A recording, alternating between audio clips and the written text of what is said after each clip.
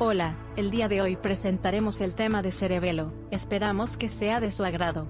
El cerebelo se conforma por el vermis ubicado en la línea media y dos hemisferios, que se colocan a los lados, los cuales tienen zonas intermedias que constituyen el paravermis. Así también es importante mencionar que el cerebelo junto con otras estructuras forma el techo del cuarto ventrículo que como sabemos es el sitio por donde discurre el líquido cerebroespinal. Además el cerebelo se encuentra conectado al tallo cerebral a través de los pedúnculos cerebelosos, de manera que el pedúnculo cerebeloso superior conecta el cerebelo con el mesencéfalo, el pedúnculo cerebeloso medio con el puente, y el pedúnculo cerebeloso inferior con la médula oblongada.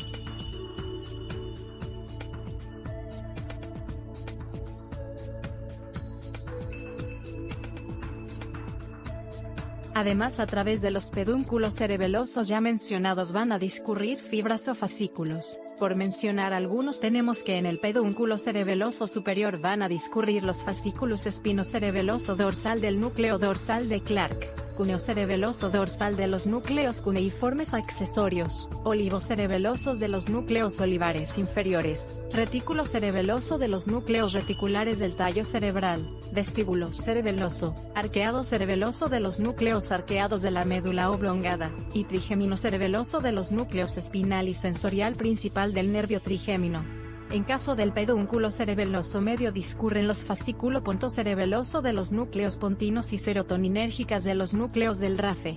Y por el pedúnculo cerebeloso inferior discurren los fascículos espinocerebeloso ventral, trigémino cerebeloso proveniente del núcleo trigeminal mesencefálico, cerúleo cerebeloso del locus coeruleus y el tecto cerebeloso de los colículos superior e inferior. El cerebelo está constituido por tres capas, la capa molecular externa, la capa media de células de Purkinje, y la capa más interna de células granulosas.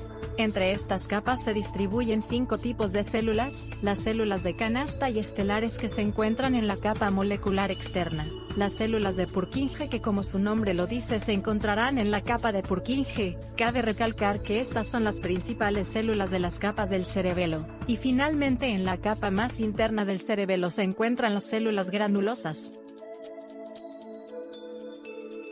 El cerebelo consiste en una capa de sustancia gris llamada corteza la cual rodea a un núcleo de sustancia blanca, y dentro de este se encuentran 4 pares de núcleos, el núcleo dentado, núcleo emboliforme, núcleo globoso y núcleo fastigio que como se observa se han mencionado en sentido de lateral a medial.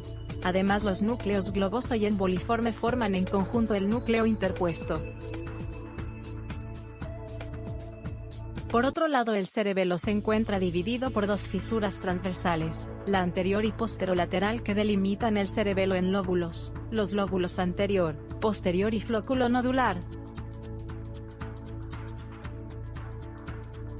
A su vez el cerebelo tiene subdivisiones funcionales que comprenden la espinocerebelosa ubicada en el lóbulo anterior que coordina el tono muscular, y los movimientos axiles y de las extremidades. La pontocerebelosa o cerebrocerebelosa ubicada en el lóbulo posterior que se encarga de planear e iniciar el movimiento así como de regular los movimientos discretos de las extremidades. Y el vestíbulo cerebelo localizado en el lóbulo flóculo nodular, y participa en el equilibrio corporal y movimiento de los ojos. El cerebelo mantiene comunicación con estructuras del sistema nervioso de manera que recibe aferencias y transmite eferencias. Los sitios principales de los que recibe aferencias son la médula espinal, el sistema vestibular y la corteza cerebral. En cuanto a las eferencias, estas comprenden las intracerebelosas y extracerebelosas, es decir, las que se originan en el interior y exterior del cerebelo respectivamente. Las eferencias del cerebelo salen a través de los pedúnculos cerebelosos inferior y superior, de manera que las fibras cerebelo-vestibulares y cerebelo-reticulares siguen a través del Además, el cerebelo requiere un aporte constante de oxígeno por lo que recibirá aporte sanguíneo de arterias y venas que lo van a irrigar y drenar. La irrigación está dada por la arteria cerebelosa posterior-inferior, ACPI, que irriga la superficie inferior del cerebelo incluidos los hemisferios cerebelosos, el vermis inferior y las amígdalas. La arteria cerebelosa antero-inferior, ACAI, irriga una pequeña área de la parte anterolateral de la superficie inferior del cerebelo y la arteria cerebelosa superior, AX, que irriga la mayor parte de la superficie superior de los hemisferios del cerebelo y vermis.